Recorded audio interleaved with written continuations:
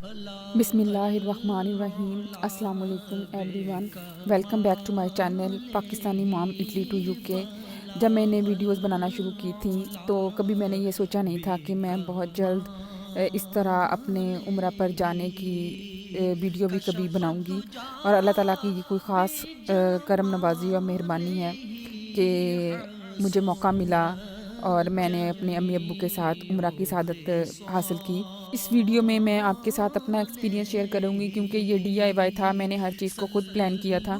चूँकि मैंने यूके से आना था और अम्मी अब्बू ने पाकिस्तान से आना था, इसलिए जब मैंने इस सफ़र की प्रेपरेशन शुरू की तो मुझे कुछ बिट हेक्टिक लग रहा था, लेकिन अल्हम्दुलिल्लाह सब कुछ फिर बिल्कुल ठीक ठाक हो गया।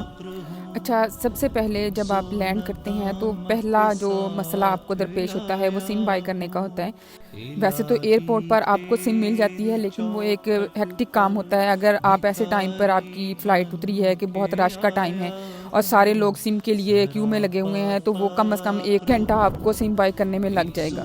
सबसे बेस्ट ये है कि जैसे मैंने किया, मैंने ई सिम बाय की थी। अगर आपका मोबाइल ई सिम कंपेटिबल है, और मेरा ख्याल है iPhone 7 के बाद ये सारे फ़ोन्स जो हैं ई सिम के लिए कंपेटिबल हैं, और एंड्रॉयड का मुझे कोई आइडिया नहीं है। तो आप सफ़र पे जाने से पहले अपने मोबाइल पे एक एप्लीकेशन करें एयर आलो के नाम पे, और एक ई सिम बाय कर लें, और जैसे ही आप लैंड करें अपनी उस ई सिम को एक्टिवेट कर लें। और वो बहुत ही आसान प्रोसेस है। जाने से पहले एक दफ़ा घर में आराम से सुकून से इसकी इंस्टॉलेशन कर लें, और जैसे ही आप लैंड करें उस सिम को एक्टिव कर लें। और बिल्कुल भी हेक्टिक नहीं है, और इसके सिग्नल्स भी बहुत अच्छे हैं। मैंने 15 डेज़ के लिए $9 में ये सिम बाय की थी, और डाटा फिनिश होने की सूरत में आप इसको टॉप अप भी कर सकते हैं। और जद्दा एयरपोर्ट पर 60 रियाल में सिम मिल रही थी। अच्छा, अब अगला स्टेप आ जाता है, आपने एयरपोर्ट से मस्जिद हराम जाना है। टैक्सी हायर करने के अलावा दूसरी ऑप्शन है आपके पास कि बसेस जाती हैं एयरपोर्ट से मस्जिद हराम में, और ये टैक्सी की निस्बत डेफिनेटली बहुत इकोनॉमिकल है। हमने H1 हायर की थी क्योंकि मेरा लगेज और अम्मी अब्बू के सूटकेस मिला के एक कार में पॉसिबल नहीं था। अब मेरा और अम्मी अब्बू के फ़्लाइट्स के टर्मिनल डिफरेंट थे, और दोनों टर्मिनल्स की आपस में तकरीबन 15 से 20 मिनट की ड्राइव थी। और वो टैक्सी ड्राइवर नहायत ही डिसेंट गाय था। उसने इस चीज़ के लिए हमसे एक्स्ट्रा भी चार्ज नहीं किया। मैं उसका नंबर और उसका कंपनी नेम डिस्क्रिप्शन में ज़रूर मेंशन करूँगी। इन फ्यूचर कभी आपको ज़रूरत हो तो ज़रूर उनसे कांटेक्ट करें। उम्रा की सआदत हासिल करने के बाद हमने ज़ियारत पर जाना था। उसके लिए भी आप अगर अपने लिए पर्सनल टैक्सी हायर करते हैं तो वो डेफिनेटली कॉस्टली होती है। अगर जब आप मस्जिद हराम से बाहर निकलते हैं, वहाँ पर मेन रोड पर बहुत से H1 गाड़ियाँ लेकर खड़े होते हैं। ड्राइवर वाला आवाज़ें लगा रहे होते हैं कि जिसने ज़ियारत के लिए जाना है वो शेयरिंग में जा सकता है।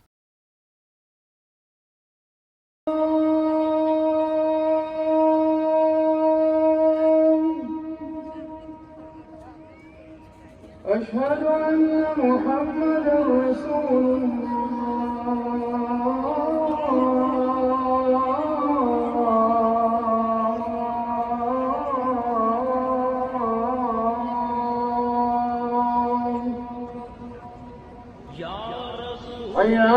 बहुत पुरकैफ मंजर और दिल को सुकून देने वाली अजान की आवाज़। अगर किसी को वॉकिंग इशू हो और वो व्हील चेयर लेना चाहे या फिर इलेक्ट्रिक चेयर, तो यहाँ पर लोगों की सहूलत के लिए ये वक्फ की गई हैं चीज़ें जो फ्री ऑफ कॉस्ट हैं। और ये फोल्डेबल सिटिंग स्टूल हैं। इसे आप लेके कहीं भी बैठ जाएं और कहीं पे भी छोड़ दें, वो किसी ना किसी और के काम आ जाते हैं। ये गेट नंबर 76 और 74 है। और अगर आपने मताफ के एरिया में सीधा जाना है, यानी उम्रा अदा करने के लिए जाना है, तो आप गेट नंबर 79 से दाखिल हों। उम्रा अदा करने के अलावा अगर मर्दों ने नफली तवाफ़ करना हो तो वो एहराम के बगैर चूँकि इस हिस्से में दाखिल नहीं हो सकते, इसके लिए अगर आप ऊपर वाले बरामदों में नफली तवाफ़ के लिए आप चक्कर लगाना चाहें तो वो बगैर एहराम के भी जा सकते हैं। औरतों के लिए अलबत्ता कोई पाबंदी नहीं है। मक्का मुकरमा से मदीनातुल मुनव्वरा जाने के लिए ट्रेन भी जाती है, बहुत हाई स्पीड ट्रेन होती है। बस उसका प्रॉब्लम ये होता है कि उसमें आपका लगेज फ़िक्स उनकी एक अमाउंट है। हमने यूज़ नहीं की, इससे मुझे याद नहीं है कितना लगेज आप लेके जा सकते हैं।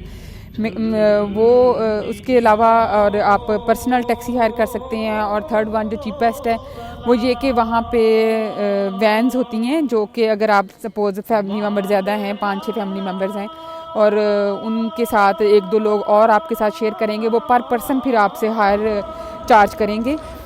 50 रियाल ईच पर्सन चार्ज करते हैं, लेकिन उसमें भी ये ऑफ़र होती है कि अगर आप सपोज़ 10 रियाल एक्स्ट्रा पे करें यानी 60 रियाल ईच पर्सन, देन वो आपको होटल से ही पिकअप कर लेते हैं। क्योंकि ज़ाहिर है जब आपने मक्का से मदीनतुल मुनव्वरा जाना है तो सूटकेसेस और लगेजेस वगैरह होते हैं जो हेक्टिक होता है अगर आप प्राइवेट टैक्सी हायर ना करें, या फिर ट्रेन में भी जैसे ज़्यादा लगेज की नहीं परमिशन होती। मदीना मुनव्वरा में हमने ज़ियारात के लिए जो प्राइवेट टैक्सी हायर की थी वो 120 रियाल में हमने हायर की थी, और वो एक कार थी। और बाहर हम निकले नमाज इशराक पढ़ के तो वो बाहर ही बंदा खड़ा आवाज़ दे रहा था कि अगर ज़ियारात के लिए जाना है।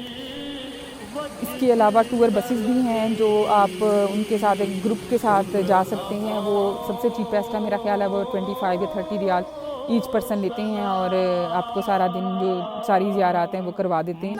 मदीना मुनव्वरा में हमारा 4 नाइट स्टे था और मक्का से मदीना में होटल ज़्यादा महंगे हैं, मक्का में ज़्यादा चीपर हैं। खाना यहाँ पर ज़्यादा मज़े का लगा और चीपर भी ज़्यादा है। मदीना मुनव्वरा में खाना बहुत मज़े का था।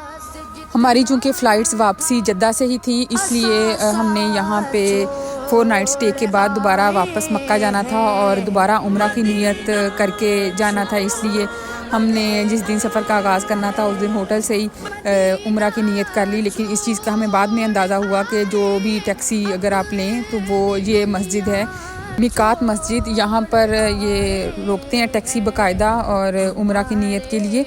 यहाँ पर वुज़ू गुसल सब चीज़ों की सहूलत मौजूद है। इसके साथ ही मैं आज का ब्लॉग ख़त्म करती हूँ। उम्मीद है आपके लिए इन्फॉर्मेटिव होगा। इसके अलावा अगर कोई आपके माइंड में क्वेश्चन हो या तो ज़रूर कमेंट करके पूछें। I will try my best to reply you. अल्लाह ताला आप सबके लिए आसानियाँ करे। अल्लाह हाफिज़।